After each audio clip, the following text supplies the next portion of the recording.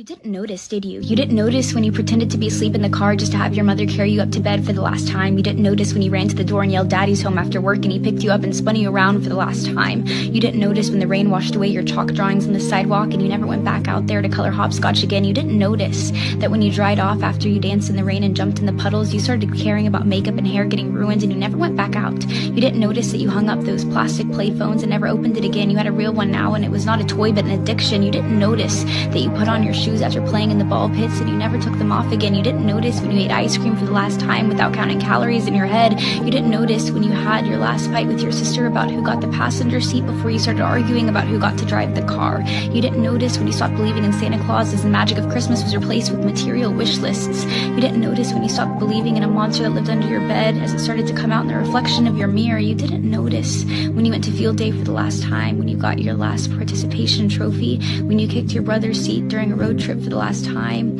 when you had your last play date with your Barbies, when you had your last Disney movie night with your family. You didn't notice that grandparents don't last forever. You didn't notice that your childhood cat wasn't eternal. You didn't notice your parents are growing up too. You didn't notice it, do you?